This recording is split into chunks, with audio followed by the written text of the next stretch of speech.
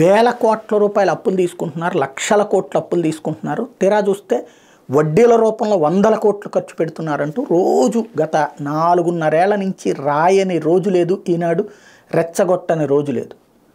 అదంతా రాసిన వాళ్ళు అసలు ఫిగర్స్ వాళ్లే బయటపెట్టి అసలు నిజం వాళ్లే చెప్పారు. ఏంటయ్యా అంటే 2019-20 ఆర్థిక సంవత్సరంలో అంటే రిజర్వ్ బ్యాంక్ కల్పించిన అప్పులు వాడుకున్నది 221 రోజులు. అంటే ఏడాది పొడుగున అప్పు అన్నారు కదా, 221 రోజులు వాడుకున్నారట. బదులు 128 రోజులు తీసుకున్నారట. వడ్డీ కింద ఈ తరహా అప్పుల మీద ఏడాదికి మొత్తానికి కట్టిన వడ్డీ 66 కోట్లట.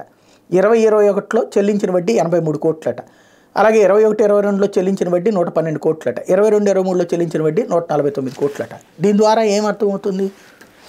ఈ చేబోదులు తీసుకోకుండా ఏ ప్రభుత్వం ఉండదనేది జనాలందరికీ తెలుసు. కానీ జనాలకి ఏం చెప్పారు? వేల కోట్ల రూపాయలు వడ్డీల కిందనే కడుతున్నామని చెప్పారు. కానీ ఇక్కడ చూస్తే డబుల్ డిజిట్, త్రిబుల్ డిజిట్. మరి ఎవరిని మోసం చేస్తున్నట్టు? రెండవది, అప్పు తీసుకోకుండా ఏ రోజు అయినా తెలుగుదేశం ప్రభుత్వం నడిచిందా? వీళ్ళైనా అంతే కదా? లేదా ఇప్పుడు తెలంగాణ ప్రభుత్వం ఏమైనా నడుస్తుందా? ఒక్కసారి తెలంగాణ ప్రభుత్వానికి సంబంధించి ఒక్క వార్తను రాస్తున్నారని చూడండి. ఇప్పుడు కాంగ్రెస్ అధికారంలోకి వచ్చింది, ఇంతకుముందు కేసీఆర్ అధికారంలో ఉన్నారు. ఇప్పుడు కాంగ్రెస్ ఏం చెప్తా వచ్చింది అధికారంలోకి?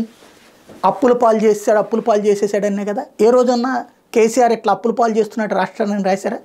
పోనీ ఇప్పుడు జీతాలకు కూడా అప్పులేది ఇచ్చారు కదా అటు రేవంత్ వాళ్ళు, మరి అదేమన్నా రాస్తున్నారా?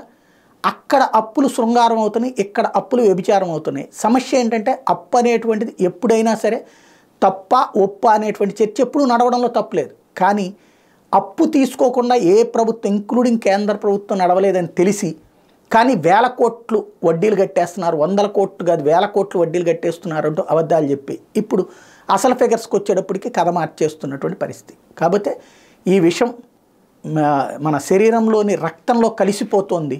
కాబట్టి ఇలా కలిసిపోయేటటువంటి విషయం ద్వారా తీసుకొస్తున్నటువంటి కుట్ర ఏదైతే ఉందో అది మాత్రం నడిచిపోతుంది.